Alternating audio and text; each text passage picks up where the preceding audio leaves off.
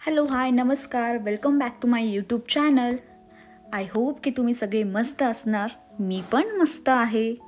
तर आजचा विषय असा आहे की प्रत्येकच वेळेस आपल्याला असं वाटतं की कोणीतरी आपल्याला समजून घ्यायला हवं, पण प्रत्येक वेळेस तसं होत नाही आणि कोणी समजून घेतलं नाही म्हणून आपण सतत त्याच गोष्टीचा विचार करत बसतो आणि त्याच वेळी नको नको ते विचार आपल्या मनात येत असतात. मी चुकीची आहे का? माझ्यासोबतच असं का होतं? का कोणी मला समजून घेत नाही? असे नको नको विचार आपल्या मनात येत असतात आणि त्याच वेळी डोळ्यातून हळूच एक थेंब बाहेर पडतो आणि आपण हळवे होतो. मान्य आहे की रडल्याने मन हलकं होतं, पण प्रत्येकच वेळेस आपण असं रडलो की कुठेतरी आपलंच मन आपल्याला खायला लागतं. पण तुमच्या लक्षात येतंय का की कोणत्याही गोष्टीला ना एक मर्यादा असते आणि मर्यादा ओलांडली की नुकसान हे होतंच आणि ते नुकसान हे आपणच आपलं करून घेत असतो. पण किती दिवस आपण इतरांच्या सहानुभूतीची वाट बघत बसणार आहोत, हे आपण आपल्यालाच समजायला हवं. आपल्या अडचणी जर आपण दुसऱ्याला सांगत बसलो तर आपलं आयुष्य हे असंच चालत राहणार आहे.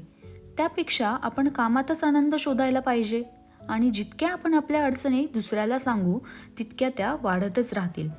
त्यापेक्षा आपणच त्या अडचणींमधून मार्ग काढायला शिकायला हवं. व्यक्ती तितक्या प्रवृत्ती या जगात असतात. प्रत्येकाचे विचार हे वेगळे असतात. त्यामुळे आपण आपला आनंद स्वतःच शोधला पाहिजे. जे आपल्याला आयुष्यात साध्य करायचं आहे ते आपण डोळ्यासमोर आणायला हवं. कुठेतरी आपण चुकत असतो, पण आपण सुधारणा करत नसतो. आपण सतत तेच इतरांना सांगत असतो.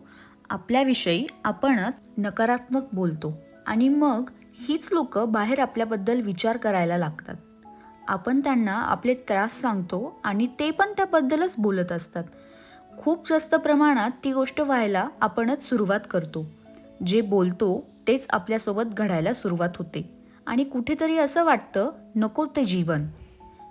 पण आपण हा विचार करत नाही की आपल्यापेक्षाही जास्त त्रास सहन करणारे लोक या जगात आहेत, ज्यांना 2 वेळचं अन्न पाणी मिळत नाही. खरं तर त्या लोकांकडे बघून आपण जीवन जगायला शिकलो पाहिजे. तेव्हा खरा जगण्याचा अर्थ समजतो. प्रत्येकालाच आयुष्यात त्रास आहे, मानसिक ताण आहे. पण मग सतत त्याच गोष्टीचा विचार करत बसलो तर जीवन व्यर्थ जाईल. दिवस रात्र तेच करत बसायचं नाही.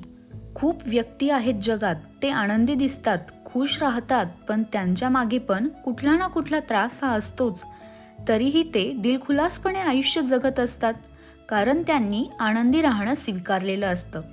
जोपर्यंत आपल्या मनातून ही गोष्ट जात नाही ना की कोणी मला समजूनच घेईल, तोपर्यंत आनंदी राहूच शकत नाही आपण. खूप वेळा आपण समोरच्याला अशाही गोष्टी सांगतो की त्यातून आपल्याला जीवनाला एक नवी दिशा मिळणार असते. पण आपण ती गोष्ट सांगून त्यांना मोकळे होऊन जातो. पण जो माणूस सतत कामात असतो त्याला इतरांना आपला त्रास किंवा काम सांगण्याचा देखील टाईम नसतो. तो व्यक्ती फक्त एवढाच विचार करतो की मी काय करू शकतो, अशा पद्धतीने करू शकतो, असे विचार करत असतो. त्याला स्वतःचे त्रास दिसत नाही. त्रासापेक्षा जास्त महत्त्व आपल्या कामाला दिले पाहिजे.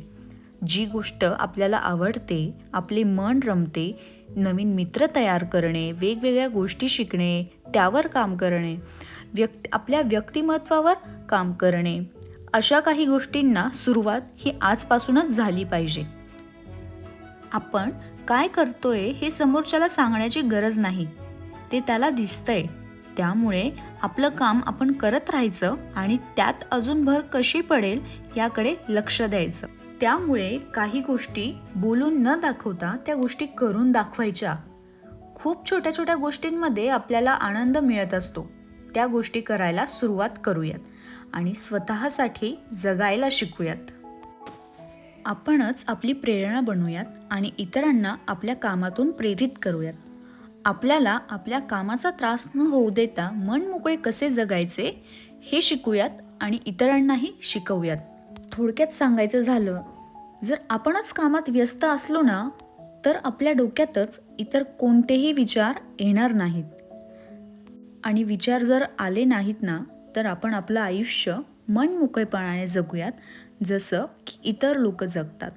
आणि हो, जर अजूनही तुम्ही माझ्या चॅनलला सबस्क्राईब केलं नसेल तर प्लीज माझ्या चॅनलला लाईक शेअर सबस्क्राईब करा. असेच नवीन नवीन विषय घेऊन मी तुमच्या भेटीला येत राहील. Bye bye.